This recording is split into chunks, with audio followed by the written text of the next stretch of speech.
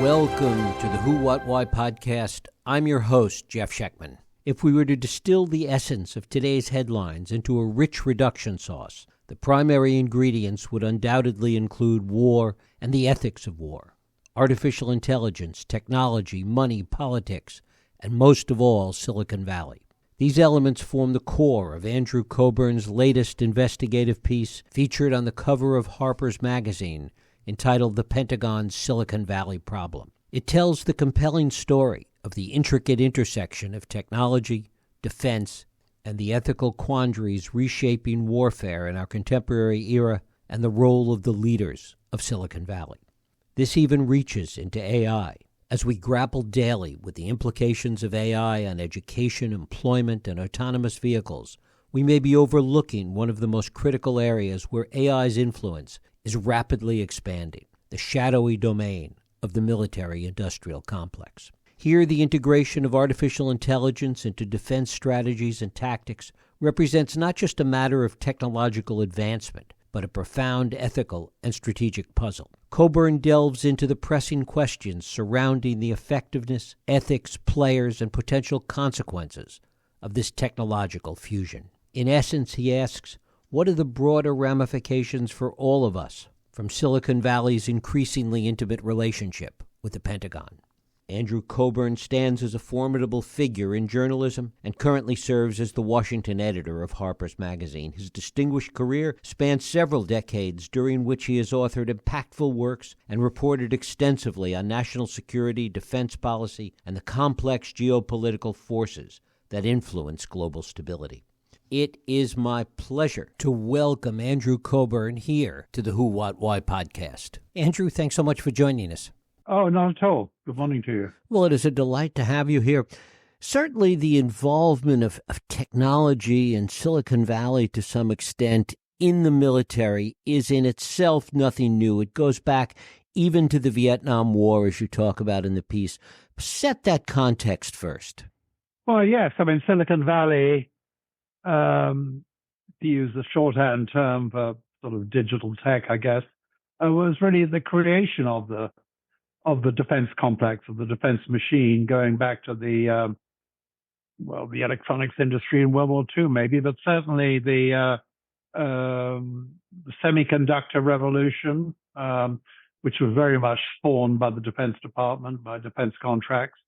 And then the internet itself was, started life as, well, its precursor to the internet was ARPANET, which was a product of the Advanced Research Projects Agency, a Pentagon offshoot. And, going further down the line, Google search, Brin and his partner, their crucial work on their search technology was funded while they were Stanford by the DARPA, the Defense Advanced Research Projects Agency, of Google Earth, again, a program called Keyhole, which was basically a CIA program.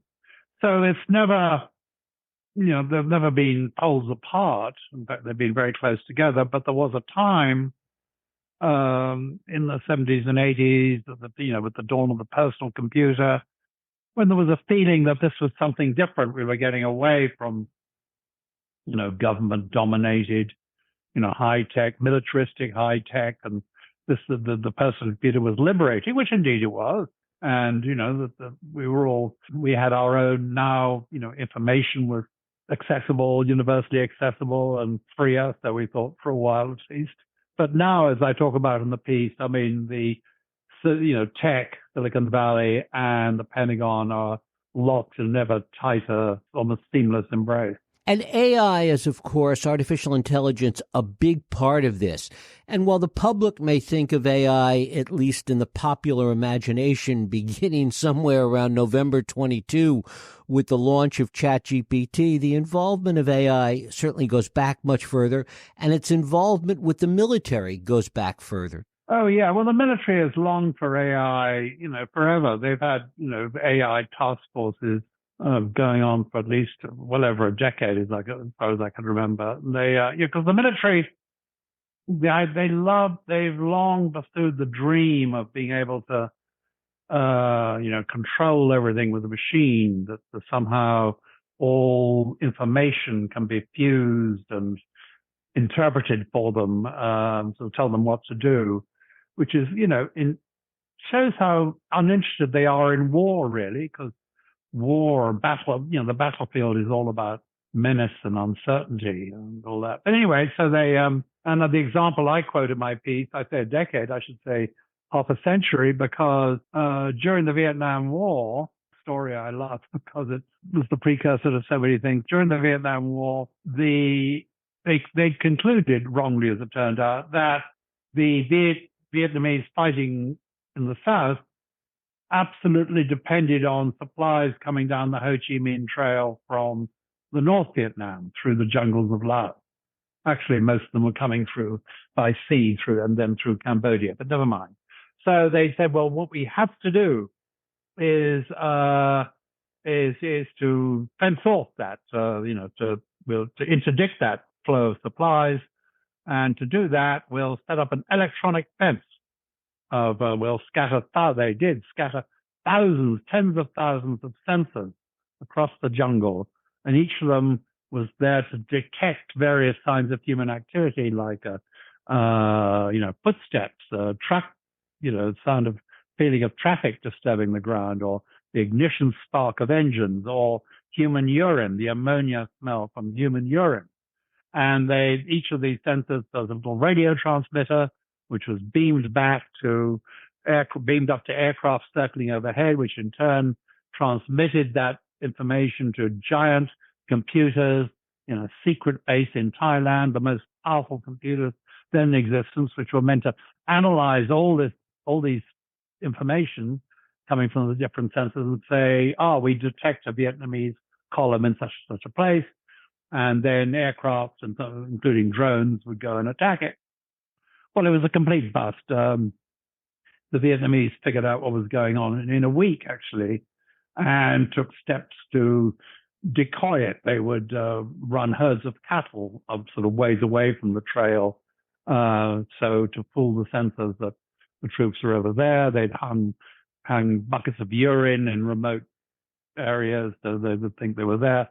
It just didn't work. It cost billions and billions of dollars and was a complete bust. But the military never gave up pursuing and investing in AI. Well, this is proto-AI, but the idea of computerized fusion of information until we get to today. I mean, won't take up all your time with the many failed projects, and they're still failing today. And bringing it up to the present in terms of failures, the Israelis were using AI as a defense protection on October 7th. That didn't work very well either. No, they'd proudly, just a few months before, the head of Shin Bet, their internal security intelligence service, had proudly announced that, we've now got our own AI version of ChatGPT, and it can tell us exactly what the terrorists, meaning Palestinians, are doing, where they are, every motion and action they take, and that'll tell us what he's going to do. That'll be able to enable us to predict the future. And of course, it didn't, because it's all absurd. They obviously fall into the notion that, like the military here and like so many other people now talking about AI, that AI is a thinking machine. It's not. It's it just on a vast scale, it assembles information and sort of sorts it and comes out with a probable conclusion, but it's not thinking. And so, in case of the Israelis, they not just AI they ignored. The AI was giving them the wrong conclusion that Hamas would not attack, and what they did ignore was all the very obvious signs that Hamas would attack, including Hamas's own videos, which they were putting online, showing them practicing breaking through the fence and attacking settlements and taking hostages and all the rest of it. So AI just got them nowhere. Yet in spite of these failures, there is a large contingent both in the Pentagon and has been for quite a while now, a contingent there and a contingent in Silicon Valley, a group of people that are pushing for a closer and closer relationship between Silicon Valley technology and the defense industry. Well, what I think is, yes, that is what you say is true, and certainly all the big tech firms are very eager and have been increasingly certainly over the last decade, to start leeching off the taxpayer big time. And I think what's going on, there's a couple of things. One is commercial tech. I mean, all the sort of wonderful gizmos they brought us, the smartphone, particularly all the applications and so forth. It's been argued to me that the pace of innovation has really slowed down in the tech industry. I mean, that's not completely true, but I mean, it's not across the board, but to a large extent it is. And so in that case, they look around and they think, well, where's a really, if we're not going to be able to come out with a new whiz-bang, thing to sell, not like, say, the smartphone, which changed everything. What's a really dependable source of revenue going far out in the future? Well, the government, the taxpayer, you and me.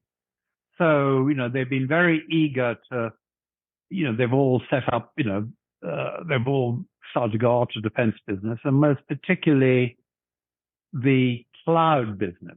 They're all bidding. There was a very huge, bitter fight for the Pentagon cloud a few years ago, particularly between Amazon and Microsoft. Microsoft got the contract, a huge $10 billion contract, and then Amazon protested, saying Trump had unfairly tipped the scales because he didn't like Amazon.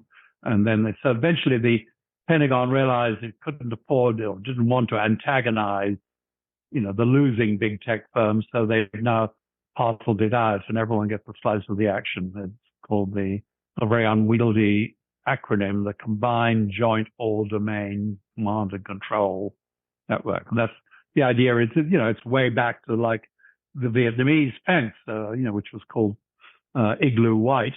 This is sort of, great-great-grandson of Igloo White. It's the idea that all information can be fused and everyone participating in the defense effort in a war can have access to everything that's going on, it would take another show to explain why that's an incredibly stupid idea too, but it is. So, what we have therefore is now a big lobby.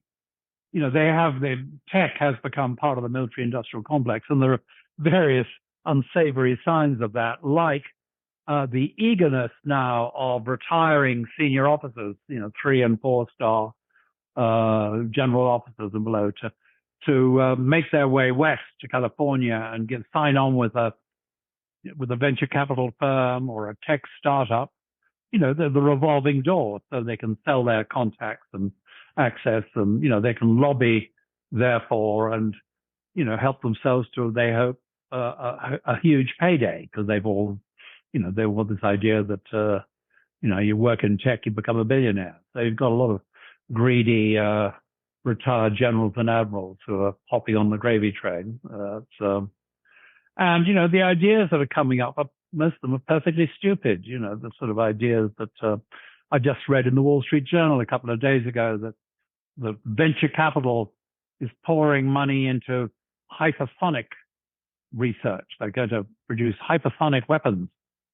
Well, first of all, research into hypersonic weapons is incredibly expensive because you need all kinds of specialized wind tunnels and so forth. And secondly, no one's ever managed to make it work. They say the Chinese and the Russians are way ahead of us, but when you look closely at certainly the Russian one, what the Russians claim is a hypersonic weapon, the Kinzhal being used in Ukraine, it's not that. I mean, it just goes very fast. But the whole idea of hypersonic, without boring you with the details, is something that goes super fast and maneuvers, so it can't be shot down. Well, the Russian thing, which is actually an aged missile, sort of upgraded and renamed, doesn't do that. And it's unlikely. There's been any years now failed tests by by Lockheed, for example, trying to get one to work, and they failed. So how some bright-eyed young entrepreneurs from Silicon Valley are going to accomplish it, I don't know, but they'll certainly get a lot of money out of the Pentagon. And talk about the push for this within the Pentagon. There was a lot of effort in bridging this gap between Silicon Valley and the Pentagon during the Obama administration with high-ranking Defense Department officials like Michelle Flournoy and Robert Work. Talk about that. Yeah, well, they were, within the Pentagon, there's been for, forever, but more and more these days, a love affair with high technology. They love high tech because, well, really there's money in it. They may not be directly profiting, but the whole impetus of the Pentagon has been to develop ever more complex weapons, which means, ever more contracts for a whole bunch of people, which invariably are sort of overambitious because of how they sell them. We're going to have a stealth plane that can also be a fighter plane that's also a nuclear bomber, to name but one concept. And the trouble is that these things always cost more than projected, so you end up with less than fewer things, whether planes, ships, whatever, than you originally project. But instead of saying, well, maybe we should do it another way and go for simpler concepts, they say, no, we need even more high complex things. So therefore, it's not and the mainspring of this line of thinking was an office in the Pentagon called the Office of Net Assessment, which was run by a guy called Andrew Marshall for years and years and years. And he would always come up with grand intellectual concepts, which, as it so happened, gave a justification to the military for buying more complex weapons. The Chinese are ahead of us in precision weapons. We need more, something even fancier to do this like that.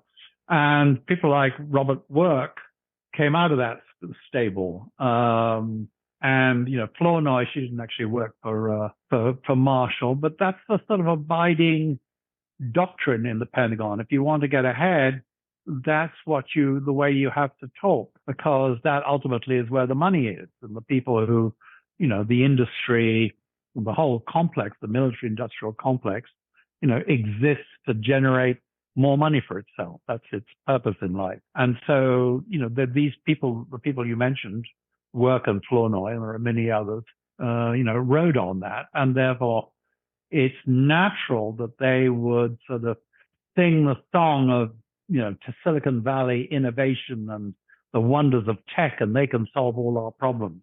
And by the way, get themselves fat advisory, consultancy contracts along the way. And talk about the other side, the push on the Silicon Valley side with people like Peter Thiel and Palmer Luckey. Peter Thiel, he made his initial money out of PayPal, I think. Yes.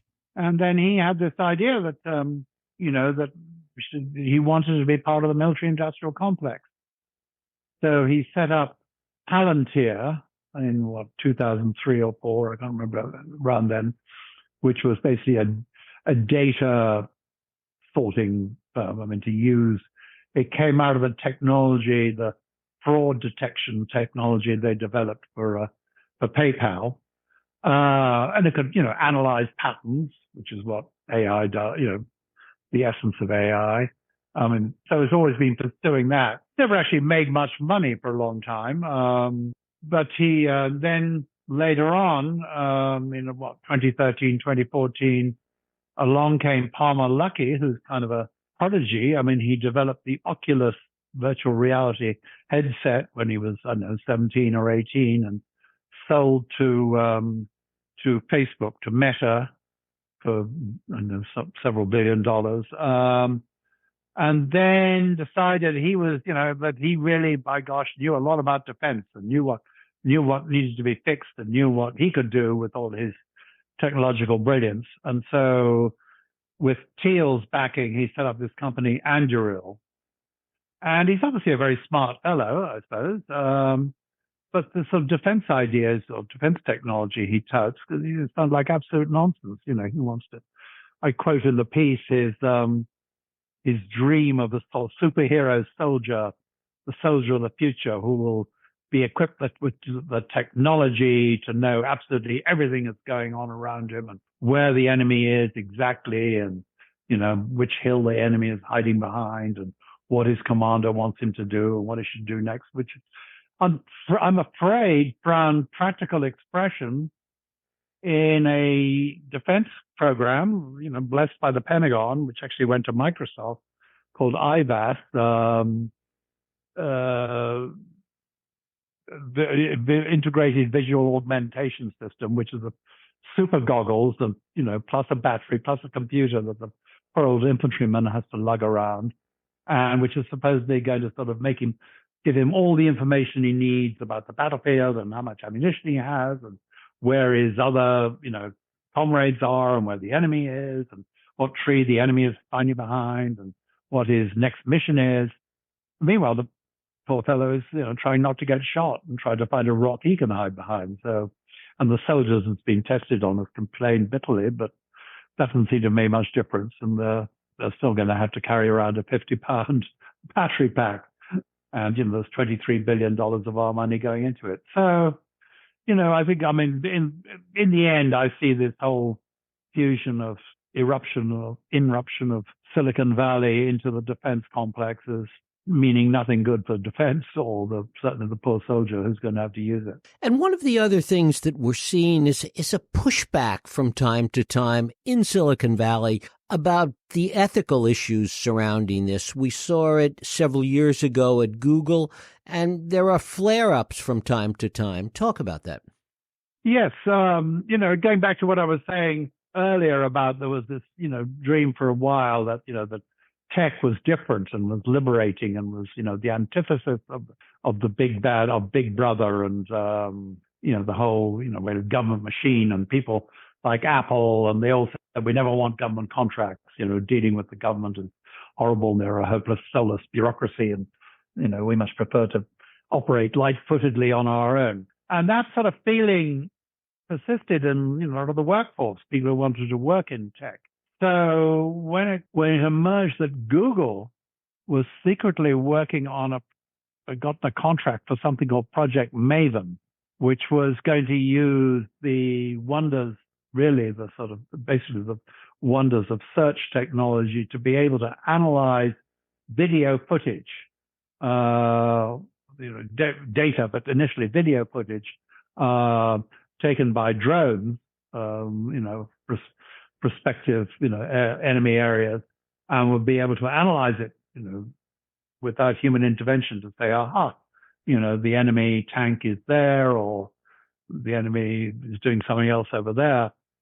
And that was Project Maven. And when that leaked out, we just had a secret select team working on it. When that leaked out to the broader workforce, there was an explosion of protest. And people said, the motto of Google was meant to be do no evil.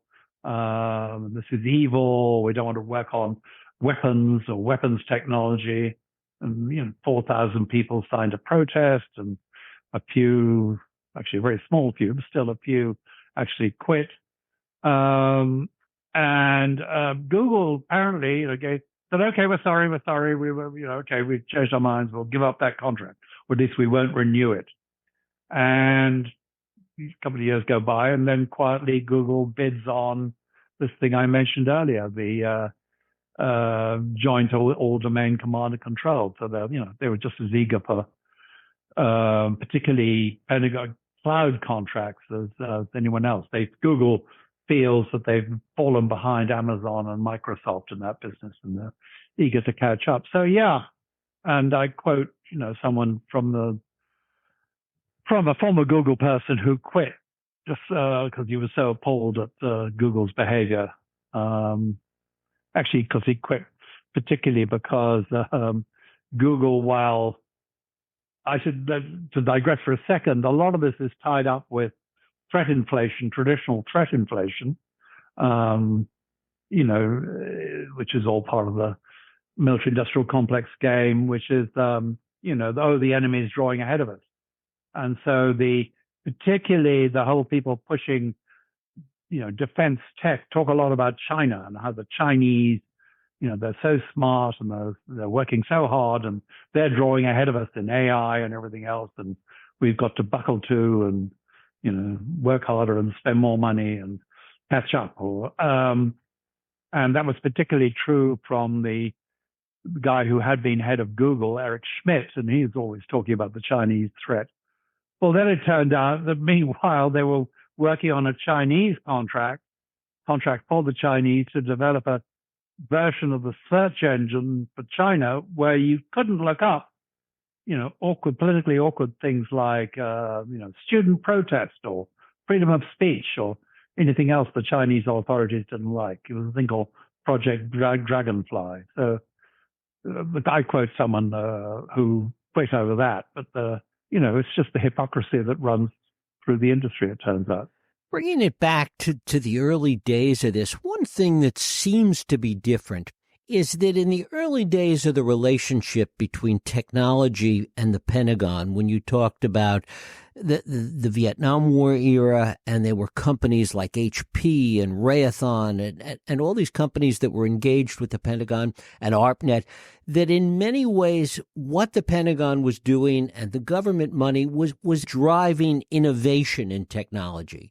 You don't get that sense today. There's much more of a sense that Silicon Valley is simply trying to sell their wares to the Pentagon, and that it is not a case of the Pentagon's money driving any kind of innovation. Well, yeah, that's a good point. I mean, they might argue that by the Pentagon, by pumping money into, AI or other things, that they are in a way driving innovation. But I agree with you. They don't. It's like, the great wave of innovation that swept through American industry and, particularly in technology during the Cold War, has really sort of died away. And all we're doing is sort of throwing more money at it. It's interesting.